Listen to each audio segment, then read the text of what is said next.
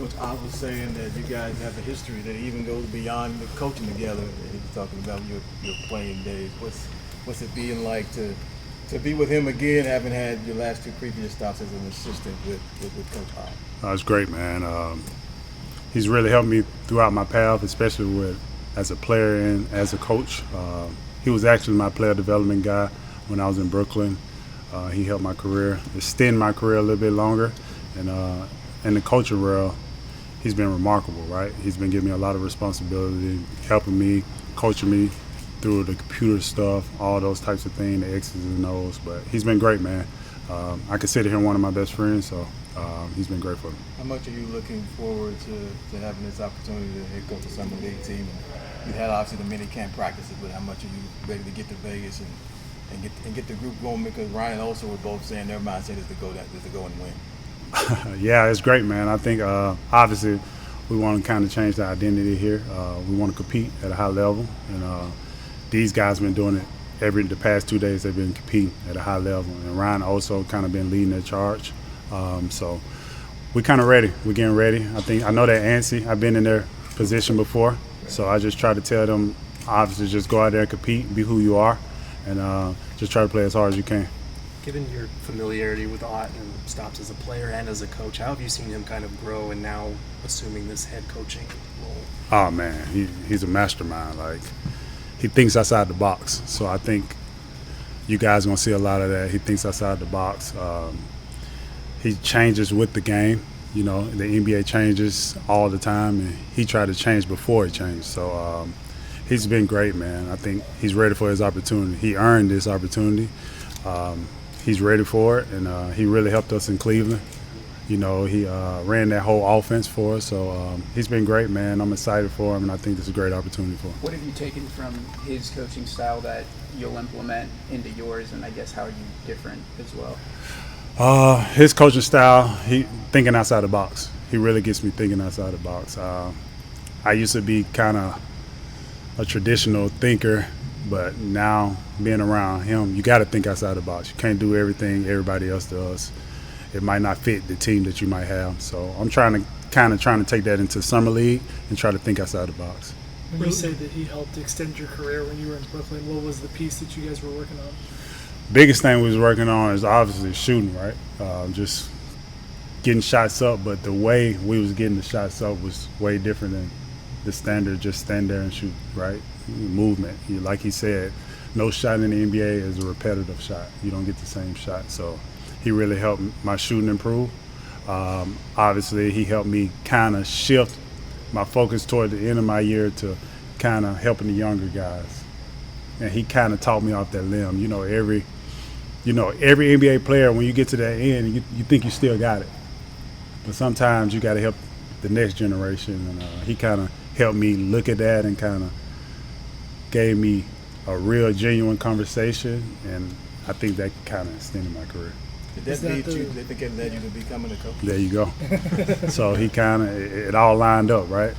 Because when I was playing third, fourth year, I definitely wasn't thinking I was going to be a head coach. But I mean, becoming a head coach, especially in summer league. But he kind of changed my way of thinking, and I loved it when I was a player towards the end of my career. And then once I got into actual coaching, it intrigued me even more. And I give him credit because he kind of helped me look at it in that light.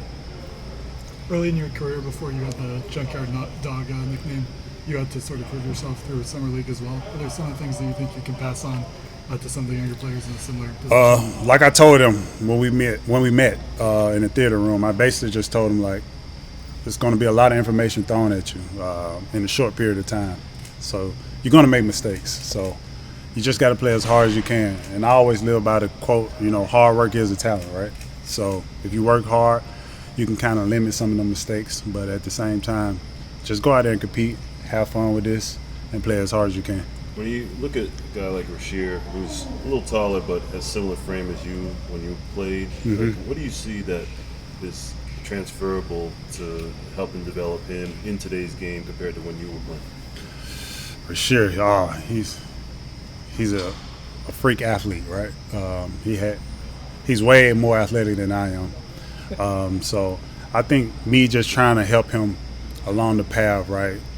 help him with his shooting, helping him understand the game, helping him on the defensive side of the ball. Little things like that. But, the sky's the limit for that kid. I think he has a great upside, and I'm here to kind of help him with that. It's only been a couple of practices, but what have you seen from Khaman and kind of the above-the-rim presence he has on both ends of the court? Khaman been great. Obviously, what he can do on both sides of the ball. But the biggest thing that he's been bringing to practice that I love is his communication skills, right? He's talking, even when he's tired, he's communicating on the back line of defense. He's been great for us, for this group, and I think, like I said before, the ceiling's very, very high for him too. How much would it be like a cherry on top, or just progression for what this team has done to rebuild the roster, and then possibly go and win the title at Summer League? I think we're just going out there to try to compete, right? I don't want to put no pressure on nobody. I think obviously we just want to go out there and compete, change the identity around here. Obviously, just play hard and compete as hard as we can. And I think if we compete, we'll give ourselves a chance. So we just want to go down there, have fun with the game, and compete.